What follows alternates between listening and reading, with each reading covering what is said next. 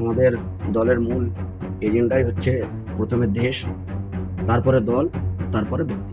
পশ্চিমবাংলায় ধর্ম স্থাপন করার জন্যই আমরা দলটা, এখানে স্বয়ং দেশের যশস্বী প্রধানমন্ত্রী আসেন, সেখানে প্রচারে ঢিলেমি বলাটা আমার মনে হয় 2011 সালের পর এই কোনো প্রথম এত শান্তিপূর্ণ ভোট এবং প্রত্যেকটা মানুষ নিজের ভোট নিজে দিতে পেরেছে। সাঁইথিয়া আবার কিন্তু ভোটের দিনে শিরোনামে উঠে এসেছে। সাঁইথিয়া ব্লকের আপনার ভ্রমরকোলে ক্যান্ডিডেটের ছেলে এবং ইলেকশন এজেন্ট সভাপতি মার খেয়েছে, এবং রাত্রিবেলায় আমাদের সাঁইথিয়া শহরের 16 নম্বর ওয়ার্ডে যিনি বুথে পুলিং এজেন্ট ছিলেন, ওনার মেয়েরা হাত তুলেছে। তৃণমূলের লোকে দোষ করলেও সাজা হয়। এই চুটি চাটা পুলিশ, দলদাস পুলিশ, 1948টা ভোট আমরা কমসে কম 1500 থেকে 1550 মতন কমসে কম 100-র উপর আমরা সিট এখান থেকে পাবো, এবং বীরভূম থেকে আসানোর ফল আমরা করতে চলেছি শুরু সময়। একদম জোর গলায় বলতে পারি, কাউন্টিংও চোখে চোখ রেখে নয়।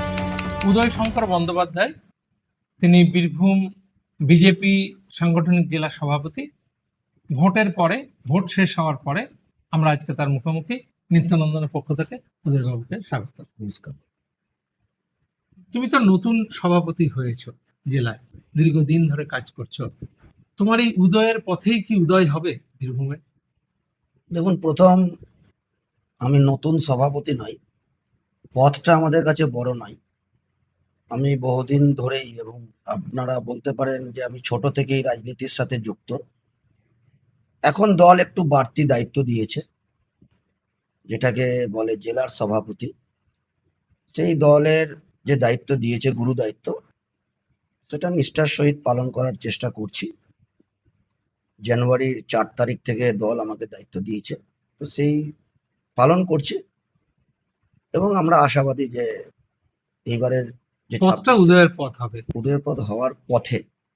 পথে আচ্ছা, লোকে তো এরকম বিজেপির মধ্যে বলছে, বা আমরাও যেটা দেখছি সেটা হচ্ছে বিজেপির ধ্রুব পথই কি তোমার উদয়ের পথ?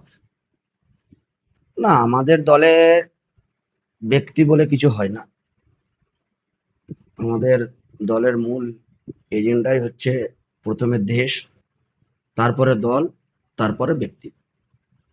তো দল করতে গিয়ে কেউ কাউকে ভালো লাগা, ভালোবাসা হতেই পারে, সেটা তো পারস্পরিক সম্পর্কের উপরে নির্ভর করছে। তো এখানে কি ধ্রুব, কি উদয়, কি জগন্নাথ, কি অনুপ, এটা কোনো ম্যাটার করে না। ভারতীয় জনতা পার্টি একটাই সিম্বল, সেটা পদ্ম ফুল। না, ধ্রুব পথ বলতে আমি সত্যের পথ বলছি, যে সত্যের পথেই যে চলা না, রাজনীতিতে। আমরা বরাবরই সত্যের পথেই আছি, ধর্মের পথেই আছি। পশ্চিমবাংলায় ধর্ম স্থাপন করার জন্যই আমরা দলটা করি, এবং ভারতবর্ষেও দেখুন ধর্মের পথেই অটল বিহারী বাজপেয়ীজি ছিলেন, এবং বর্তমান যিনি প্রধানমন্ত্রী নরেন্দ্র দামোদর দাস মোদীজি, তিনিও 3 টার্ম ধর্মের পথেই আছেন, অধর্ম করেননি। তো আগামী দিনেও ভারতীয় জনতা পার্টির প্রত্যেক স্তরের কার্যকর্তা কোনোদিন অধর্ম করতে পারে না, আর করবেও না। না, এই পথেই থেকে যেটা একটি মাত্র আমাদের বিধানসভা ছিল দুবরাজপুর, এবারের এই 11 আসনের মধ্যে সেই পথ কি আরো এগোবে, আরো সংখ্যা হবে, কি ধারণা? দেখুন, জনতা জনার্দন যেভাবে দুহাত তুলে আশীর্বাদ করেছেন, যেভাবে ভোটের পার্সেন্টেজ বেড়েছে, এবং সর্বোপরি 2011 সালের পর এই কোনো প্রথম যে এত শান্তিপূর্ণ ভোট, এবং প্রত্যেকটা মানুষ নিজের ভোট নিজে দিতে পেরেছে। সার্বিকভাবে যে 152 আসনে ভোট গত 23 তারিখ হয়েছে, তাতে আমরা বীরভূম তথা 152 সিটের মধ্যে থেকেই বলছি, আমরা আশাবাদী যে কমসে কম 100-র উপর আমরা সিট এখান থেকে পাবো, এবং বীরভূম থেকেও আসানুরূপ ফল আমরা করতে চলেছি, শুধু সময়ের অপেক্ষা। না, কোন কোন আসনের সম্ভাবনা বেশি বলে জানতে চাইছে জনগণ, বা আমরাও, আমাদের আগ্রহ কম নয়। এবং সার্বিকভাবে ওটা এই মুহূর্তে বলাটা খুব খুব কঠিন, কারণ কোন আসনে কি হবে। তো স্বাভাবিকভাবেই মুরারই বুকেও যেভাবে ভোট হয়েছে, নলহাটিতেও যেভাবে ভোট হয়েছে, হাসানেও যেভাবে ভোট হয়েছে, বা নানুর বলুন, বোলপুর বলুন, কি হবে মিরাক্কেল হলো। আচ্ছা, এই মুরারয়ের কথা যখন উঠলো, মুরারই, নলহাটি এবং হাসন, এই তিনটি কেন্দ্রে সনাতনীর সংখ্যা একটু তুলনামূলক কম বলে, সনাতনীদের সংখ্যা তেমন নেই বলে প্রচারের কি তারা একটু ঢিলে দিয়েছে বিজেপি? না, প্রচারে ঢিলে বিজেপি কোনো আসনেই, 294টি আসনেই কোনো জায়গায় কোনোভাবেই বিজেপি কোনো দিক দিয়ে ঢিলামি দেয়নি। তো ঢিলামি দেয়নি যেহেতু এখানে মোদিজি এসেছিলেন, তো স্বাভাবিকভাবে 7টা এবং এদিকে আমাদের 7টা 14টা বিধানসভার প্রার্থীদের সমর্থনে উনি এসেছিলেন। তো স্বাভাবিকভাবে যেখানে স্বয়ং দেশের যশস্বী প্রধানমন্ত্রী আসেন, তো সেখানে প্রচারে ঢিলেমি বলাটাও আমার মনে হয় একটু কোথাও ভুল হচ্ছে। একটা বিতর্ক তৈরি হয়েছিল মুরারই প্রার্থীর কিছু অর্থনৈতিক বিষয়ে কর্মীদের ক্ষোভ ছিল, সেটা কতটা ঠিক? তাহলে এগুলো হ্যাঁ, কোনো রাজনৈতিক কোনো রাজনৈতিক দল বিভিন্ন এজেন্সি তাদের সঙ্গে কাজ করতো, এখন তো বর্তমানে নেই সুপ্রিম কোর্টের অর্ডারে, তারা এই ধরনের কাজ নোংরামি করেছে এবং ভোটের 1-2 দিন আগেও এই ধরনের নোংরামি কিছু কিছু জায়গায় ওনারা করেছে। তো মানুষের জবাব দেবে। আচ্ছা, প্রার্থী নির্বাচনের ক্ষেত্রে কোথায় কোথায় এবারে গুরুত্ব ছিল? যেমন দুধকুমার দাকে একটি অংশের দীর্ঘ সময় ধরে তিনি অনুপস্থিত থাকার জন্য মানুষ তাকে গ্রহণ করেনি বা আসেনি, এরকম বলছে এলাকার মানুষ। দেখুন, প্রার্থীর বিপরে আমার যেটা মনে হয় বা দলের যে স্ট্যান্ড পজিশন, যেটা ওভারঅল 294টা দেখে যেটা বোঝা গেছে, 2021 সালে যে প্রার্থী নির্বাচন করেছিলেন, তো সমীর দা আমাদের রাজ্য সভাপতি উনিও বলেছেন যে কিছু কিছু যুদ্ধতে পরাজয়, কিছু শিক্ষা আমাদের হয়েছে। তো স্বাভাবিকভাবে 2021-এ দেখুন তৃণমূল থেকে এসেছে, এসে সঙ্গে সঙ্গে প্রার্থী হয়ে গেছে, এরকম আমরা দেখেছিলাম। তো মানুষের যে আস্থা যে এ তো সেই একই, যে আজকে কালকে বিজেপি, কাল টিএমসি, পরশু কংগ্রেস, তো স্বাভাবিকভাবে তার একটা ইফেক্ট ভোট বাক্সে আমাদের মনে হয় যে পড়েছে। করেছিল। তো এখন যখন 2026-এ যে ক্যান্ডিডেট, প্রত্যেক ক্যান্ডিডেট কিন্তু দলের ক্যান্ডিডেট এবং পুরনো পুরনো দলের একনিষ্ঠ কার্যকর্তা দুধকুমার মণ্ডল, সে আজ ক্যান্ডিডেট, দলের প্রদেশের ভাইস প্রেসিডেন্ট ক্যান্ডিডেট, প্রাক্তন জেলা সভাপতি ক্যান্ডিডেট, জেলা কমিটির সহসভাপতি ক্যান্ডিডেট, এই ধরনের প্রত্যেকটা জায়গাতে যারা বুথ স্তর থেকে রাজনীতি করে উঠে এসছে এবং দলের অনুগত। এবং দলের অনুগত, তাদেরকে এই ভারতীয় জনতা পার্টি প্রদেশ নেতৃত্ব এবং সেন্ট্রাল নেতৃত্ব তাদেরকে ক্যান্ডিডেট করেছে। আচ্ছা, এবার সব জায়গায় কি এজেন্ট দিতে পেরেছিল তোমরা? দেখুন, সার্বিকভাবে আমাদের এই জেলার 7টা সাংগঠনিক জেলার 7টা বিধানসভা, 1948টা বুথ, আমরা কমসে কম 1500 থেকে 1550 মতন আমরা এজেন্ট দিতে পেরেছি। আচ্ছা, গতবারে এটা হয়েছিল বা বিজেপির একটা বারে বারে অভিযোগ হয় যে গণনা কেন্দ্রে হারের মুখ দেখলে পরে তারা তখন পালিয়ে আসে বা পিছু টান দেয়।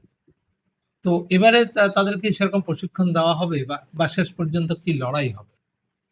দেখুন, ভোট যখন নির্বিঘ্নে হয়েছে, কোনো জায়গায় কোনো ঝামেলা অশান্তি হয়নি ভোটের দিন বিশেষ করে, এবং কাউন্টিংও আমি একদম জোর গলায় বলতে পারি, কাউন্টিংও চোখে চোখ রেখে লড়াই হবে এবং কোনোভাবেই কোনো কাউন্টিং এজেন্ট আর যারাই থাকবেন তারা পুরো দলের অনুগত সৈনিক থাকবে। কোনোভাবেই কি হার কি জিত কাউন্টিং হলের শেষ পর্যন্ত থাকবে এবং যা রেজাল্ট হবে মাথায় নিয়ে ওনারা আসবেন, এটাই দলের আমাদের আদেশ।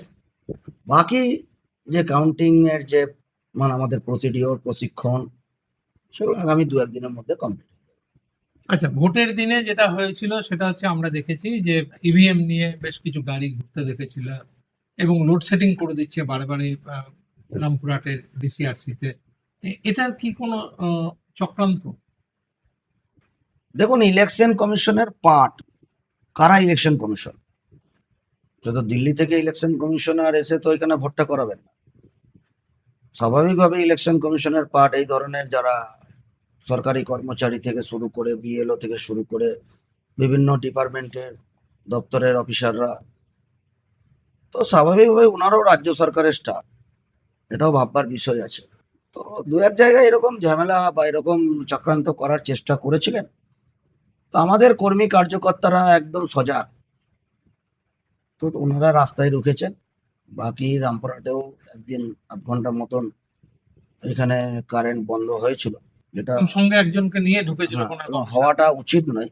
তোমরা কি অভিযোগ জানিয়েছো? আমরা অভিযোগ নির্দিষ্ট স্থানে জানিয়েছি এবং আমাদের অতন্দ্রী প্রহরীর মতন কার্যকর্তারা সিসিটিভির সামনে বসে আছে প্রত্যেকটা এসডিও অফিসের সামনে। আচ্ছা, নির্বাচনের দিন কমিশনের এত সতর্কতা সত্ত্বেও আমরা যেটা দেখেছি সেটা হচ্ছে লাভপুরে দেবাশিস ওঝা এবং নির্বাচনের পরে খোকন দাস নানুরের প্রার্থী তৃণমূলের, তাদের দুজনকেই মার খেতে হয়েছে এবং আক্রান্ত হতে হয়েছে।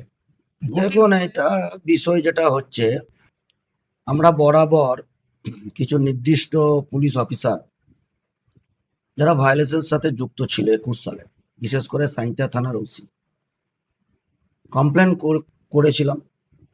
হয়তো সরানো ওনাদের ক্ষেত্রে কি হয়েছে আমরা জানি না। তো দেখুন, সাঁইথিয়া আবার কিন্তু ভোটের দিনে শিরোনামে উঠে এসছে, ভোটের দিন সকালে উঠে এসছে, ভোটের দিন রাত্রে বেলায় উঠে এসছে। সাঁইথিয়া ব্লকের আপনার ভোমরকোলে ক্যান্ডিডেটের ছেলে এবং ইলেকশন এজেন্ট এবং আমাদের মন্ডল সভাপতি মার খেয়েছে, এবং রাত্রিবেলায় আমাদের সাঁইথিয়া শহরের 16 নম্বর ওয়ার্ডের যিনি বুথে পোলিং এজেন্ট ছিলেন ওনার মেয়েরা হাত ভেঙে দিয়েছে।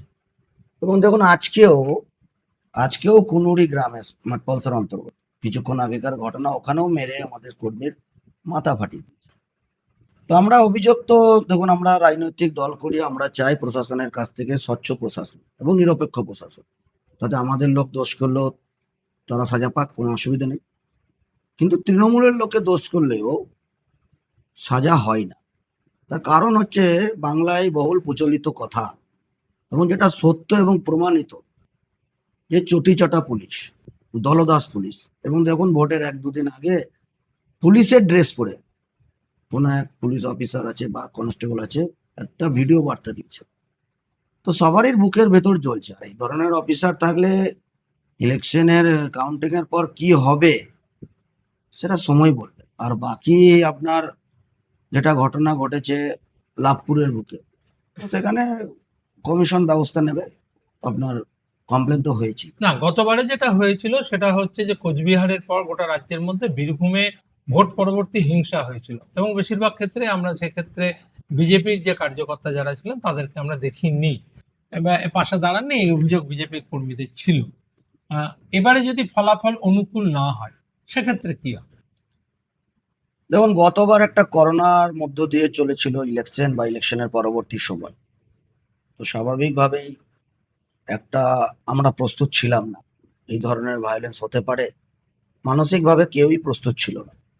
এবারে আমরা প্রস্তুত, যে ধরনের ঘটনা ঘটুক না কেন আমরা প্রথম থেকে কর্মীদের পাশে ছিলাম, আজও আছি, এবং ভবিষ্যতেও যদি আপনাদের কথা মতো যদি অনুকূলে না যায় তবুও আমরা প্রস্তুত আছি, চোখে চোখ রেখে লড়াই।